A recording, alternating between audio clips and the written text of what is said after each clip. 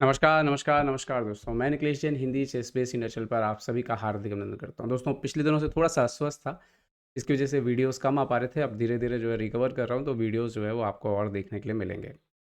कल रात एक बेहद ही महत्वपूर्ण मुकाबला खेला गया। WR मास्टर शतरंज के दूसरे राउंड में भारत के गुकेश और प्रज्ञानंदा आमने-सामने थे। क्लासिकल मुकाबलों में लगातार इनके बीच में मुकाबले हो रहे हैं। पिछला मुकाबला प्रज्ञानंदा हारे थे गुकेश से, जो कि हुआ था टाटा स्टील मास्टर्स में। इस मैच में क्या हुआ, वो आप इस वीडियो के अंत तक तो जान ही जाएँगे। हम सीखने क्या वाले हैं इस गेम से? इस गेम से हम सीखेंगे कि जब भी आक्रमण किया जाता है, तो उस दौरान अगर आप कुछ सैक्रिफ़ाइस देते हैं, तो बहुत ही वो एक ऐसी पोज़ीशन होती है जहाँ पर आपको बहुत सँभल के टैक्टिकल डिसीज़न लेने पड़ते हैं। सही समय पे सही एक्सचेंज आने चाहिए, मोहरों की स्थिति सही समय पे होनी चाहिए, क्योंकि जब आप बहुत कुछ दे कर के आक्रमण करते हैं, तो एक भी गलती आपको को गेम जो है, आपके हाथ से दूर ले जा सकती है। तो इस गेम में ये सीखेंगे कि टैक्टिक्स कितनी ज़्यादा इम्पोर्टेंट हो जाती है, जब आप आक्रमण करते हैं और आर्ट ऑफ एक्सचेंज जो है, वो कितना महत्वपूर्ण है। ओके, तो शुरुआत करते हैं इस मुकाबले की। गुकेश जो है, वो सफ़ेद मोहरों से खेल रहे थे और यहाँ पर काले मोहरों से खेल रहे थे Praggnanandhaa.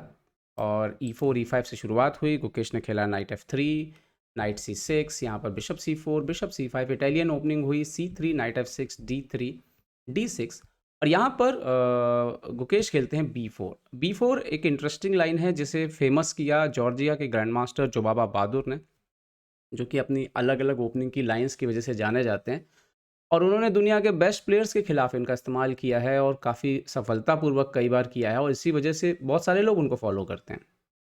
Okay, bishop B6, now A4। ये बहुत ही एक इम्पॉर्टेंट आइडिया है कि आप सडनली जो है वो बोर्ड के इस हिस्से पे जो है स्पेस गेन करने की जो है वो कोशिश शुरू कर देते हैं। अब यहाँ पर डेफ़िनेटली एक सिंपल सा थ्रेट है कि A5 आ रहा है, ये बिशप ट्रैप हो जाएगा, तो आपको कुछ ना कुछ तो करना पड़ेगा।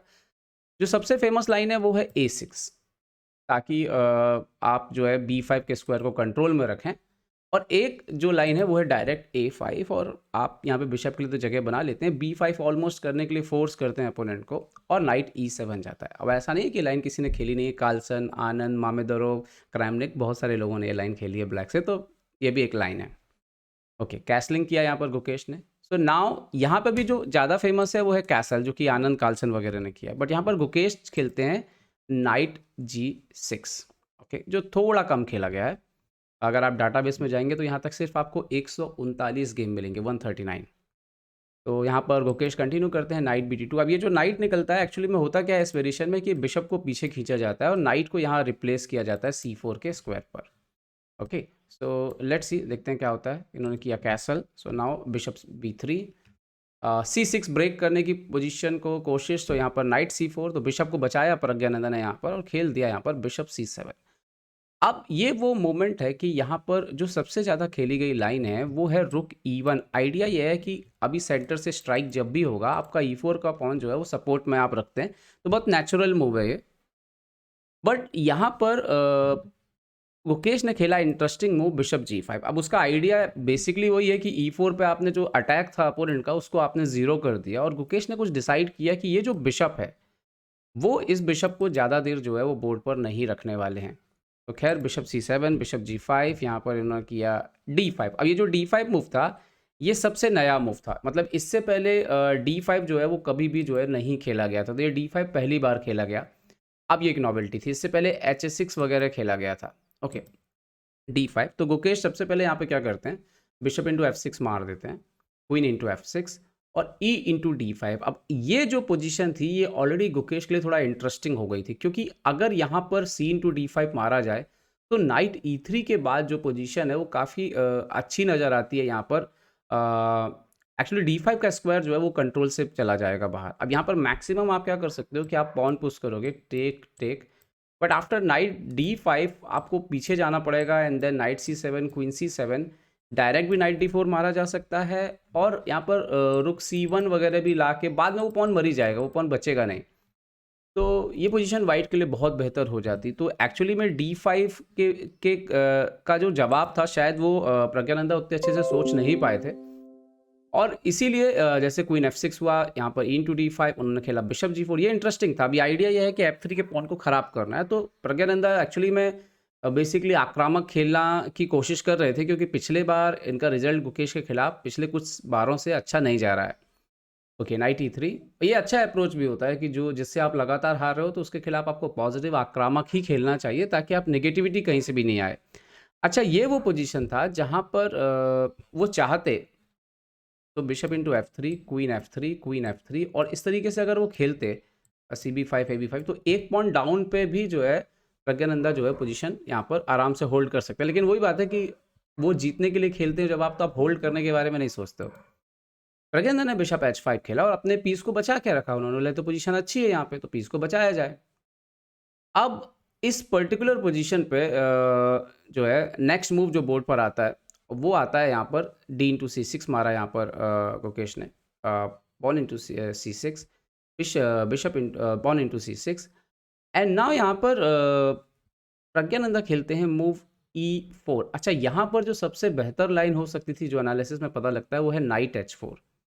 तो बिशप D5 पे क्वीन D4, क्वीन F4 बहुत ही इंटरेस्टिंग मूव है क्योंकि देखिए आप ये जब भी पॉन आगे बढ़ेगा एंड देन सेक्रीफाइस यहाँ पे ये चेकमेट लगा हुआ है, तो ये काफ़ी अच्छा पोजीशन बन सकता था। खैर उन्होंने यहाँ पे E4 किया, एक प्रकार से आप देखो कि डिस्कवर अटैक जैसा लग रहा है, बिशप ओपन अप हो रहा है, नाइट पर अटैक है। तो यहाँ पर D इंटू E4 मारा, C3 पे एक अटैक हो रहा था, बट यहाँ पर अब जाते हैं प्रज्ञानंदा नाइट H4। ओके, यहाँ पर गुकेश ने खेला नाइट D5 तो क्वीन H6। अभी आप देखोगे यहाँ पर कि 7 पॉन है गुकेश के पास और 4 पॉन है प्रज्ञानंदा के पास, मतलब 3 पॉन का सेक्रीफाइस है। लेकिन पोजीशन यहाँ तक आते आते अभी बहुत ज़्यादा ख़राब नहीं थी, इक्वल ही थी। रीज़न ये बोलोगे कि यहाँ पर देखिए ह्यूज प्रेशर है F3 के ऊपर, आप देख सकते हो क्वीन यहीं पर है, बिशप काफ़ी एक्टिव था, तो पोजीशन थी काफ़ी इंटरेस्टिंग यहाँ पर। और यहाँ पर अलग-अलग तरह के जो है वो थ्रेड जो है वो थे यहाँ पर, जिसकी वजह से गेम ओवर हो सकता था। जैसे बिशप F3 पॉन से मारा तो क्वीन से चेक, जैसे फॉर एग्जांपल नाइट C7 खेला, तो क्या होगा यहाँ पर कि बिशप इंटू F3 आ रहा है, ठीक है। और अगर आप मारते हैं तो आप देख सकते हो क्वीन G5 के बाद जो है यहाँ पर चेकमेट हो जाएगी G2 पे। तो बहुत आक्रामक स्थिति थी यहाँ पर प्रज्ञानंदा की। यहाँ पर गुकेश ने खेला रुक E1 और किंग के लिए एक्चुअली जगह बनाई। ओके, नाउ यहाँ पर बिशप इंटू H2 आता है क्योंकि नाइट पिन है, तो यहाँ पर एक पॉन रिकवर हुआ, किंग F1, किंग की पोजीशन खराब हुई। देन अब रुक A7 खेलते हैं यहाँ पर प्रज्ञानंदा। किंग H8 ज़्यादा इंटरेस्टिंग होता है, इमीडिएटली F5 आता तो गुकेश के ऊपर प्रेशर पड़ता। बट यही बात है ना कि ये तो हम बाद में एनालिसिस में पता लगा ना, मैच के दौरान इतना आसान नहीं होता है गुड मूव्स निकालना। तो रुक A7 खेला उन्होंने यहाँ पर और अपने रुक को एक्टिवेट करने की कोशिश की एंड देन यहाँ पर गुकेश खेलते हैं क्वीन D3। इंपॉर्टेंट है कि F3 पे आप सपोर्ट बना के रखो क्योंकि क्वीन D4 वगैरह जो है वो कभी भी बहुत ही ख़राब हो सकता है। तो यहाँ पर उन्होंने खेला क्वीन D3, इंपॉर्टेंट मूव था। Bishop F3, G F3, actually में यहाँ पे अब फोर्स हो गया था मारो, वरना नाइट इंटू H2 आ रहा है। सो देन यहाँ पर फोर्स था G into F3। Now queen C6 खेला उन्होंने यहाँ पर और अब C3 पे भी जो है वो इनडायरेक्ट प्रेशर जो है वो पड़ना शुरू हो रहा था। यहाँ पर अब गुकेश के पास क्या ऑप्शन था कि अपने, अब अगर आप कंपेयर करोगे पोजीशन को तो आपको साफ दिखेगा कि ब्लैक का किंग तो सेफ है, वाइट के पास अभी भी 5 पॉन है, ब्लैक के पास 4 पॉन है। बट यहाँ पर दो बातें भी हैं कि अभी तो ब्लैक का किंग सेफ है, लेकिन आने वाले समय में अगर किंग सेफ हो जाता है तो ये जो फाइल्स हैं ये आप पे उल्टा अटैक भी कर सकती हैं। ये नाइट अभी भी अच्छे से बैठा हुआ है, तो ब्लैक के साथ प्रॉब्लम ये था कि वाइट का किंग तो सेफ नहीं है, लेकिन उसके जो खुद के जो पीसेस हैं वो बहुत अच्छे से कोऑर्डिनेट नहीं हो पा रहे थे। मतलब साथ में जो आप आक्रमण करते हैं ना वो एक साथ नहीं बन पा रहा था माहौल। पर गुकेश ने F4 किया और यहाँ पर एक बार फिर से जो है प्रज्ञानंदा क्वीन H6 आते हैं और F4 पे प्रेशर डालते हैं। गुकेश F5 बढ़ देते हैं। नाउ रुक B7, B3 पर अटैक करते हैं। गुकेश यहाँ पर रुक के B1 करके डिफेंड करते हैं और वो दूसरा रुक भी लेकर के आते हैं D8। ये पोजीशन अच्छा लग रहा था, यहाँ पर प्रज्ञानंदा एक्टिव थे और यहाँ पर बिशप C2 खेला गुकेश ने। अब आपकी बारी है, सोचिए आप यहाँ पे क्या खेलेंगे। यहाँ पे जो गुड मूव था, इसको मैं आप जो बोल रहा था ना आपको कि एक्सचेंज क्यों इंपॉर्टेंट हो जाते हैं, इस बात को समझना कि कब एक्सचेंज करना है कब नहीं, ये बिल्कुल आसान नहीं है। इवन बड़े बड़े प्लेयर्स के लिए भी आसान नहीं होता है। यहाँ पर रुक इंटू B1 जो है वो इंपॉर्टेंट मूव था। रुक B1 दोनों रुक को एलिमिनेट कर देना इंपॉर्टेंट था। अब क्यों इंपॉर्टेंट था ये, इसके बाद सडनली आपका क्वीन एक्टिवेट हो जाता, किंग E2 और H6 के बाद भले ही इस पोजीशन पे वाइट एक पॉन अप है, लेकिन उसके जो किंग की पोजीशन है वो अलाउ करेगी ब्लैक को बहुत सारा काउंटर प्ले, तो ये एक इंपॉर्टेंट पॉइंट बन सकता था। बट यहाँ पर प्रज्ञानंदा ने क्वीन G5 खेला। अब उनका थ्रेट है, अब आप देख सकते हो कि क्वीन जो है वो अंदर की तरफ आ रहा है G2 G1 की तरफ, पर हालाँकि किंग E2 पे जाने के बाद क्योंकि लाइट कलर का बिशप नहीं है, इतना परेशानी नहीं जाने वाली है व्हाइट को। तो यहाँ पर गुकेश ने क्या किया, उन्होंने खेला रुक इंटू B7, रुक इंटू B7। अब चेंजेस क्या हैं यहाँ पर? चेंजेस ये हैं कि जो हम अगर दोनों रुक एक्सचेंज कर देते, तो दोनों के दोनों रुक बाहर हो जाते। अब यहाँ पे ये दिक्कत है कि जो प्रज्ञा का एक रुक रह गया है, वो कुछ खास अभी नहीं कर रहा है आक्रमण में सहयोग। और जो व्हाइट का रुक रह गया है, वो अभी बहुत ही एक इम्पॉर्टेंट रोल प्ले करने वाला था आफ्टर E5। अब E6 वगैरह आ रहा है।